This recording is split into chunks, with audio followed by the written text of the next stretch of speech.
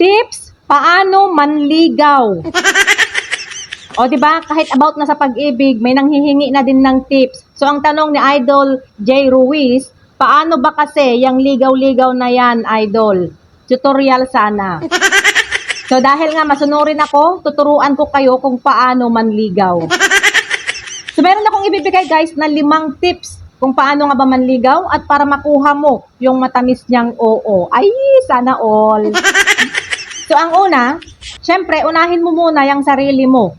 Alagaan mo hygiene, attitude, at yung mga goals mo. Kung magulo yung buhay mo, mahahalata niya. Kasi, girls notice consistency. Pangalawa, pansin pero hindi stalker. Dapat mag-umpisa ka sa maliit. Sapat na yung kumustahin mo siya. Tapos, may kunting biruan, ganon. At syempre, alamin mo kung ano yung mga trip niya. Yung kung mahilig ba siya sa mga music, mahilig ba siya sa mga pagkain, o di kaya sa mga sports. Tapos, tatandaan mo yung mga details na sinabi niya. Kapag sinabi niyang mahilig siya sa milk tea, next time dalhan mo siya.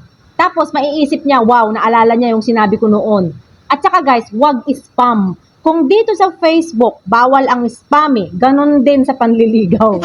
Dapat i-chat mo lang siya ng at least kahit isang beses or 2 beses sa isang araw. Okay na yun. Bigyan mo din siya ng space para ma-miss ka niya. Ay!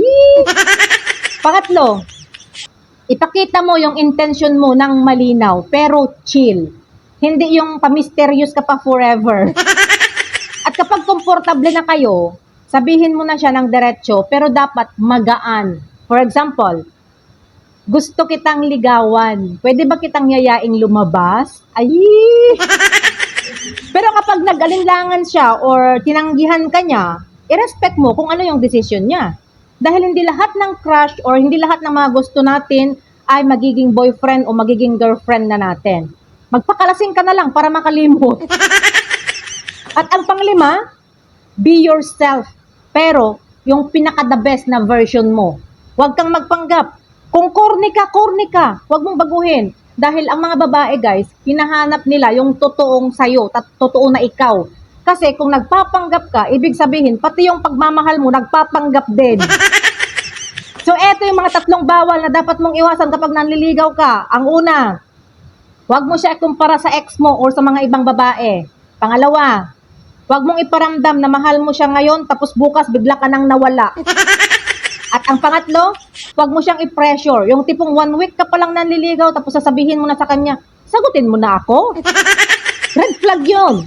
Dahil ang panliligaw, guys, is pagpapakita or nire-respeto mo siya or pinapahalagahan mo siya. Hindi pananakop or ano bang ibig sabihin ng pananakop? Yung ibang words. Pag-angkin. Yung tipong gusto mo nang angkinin.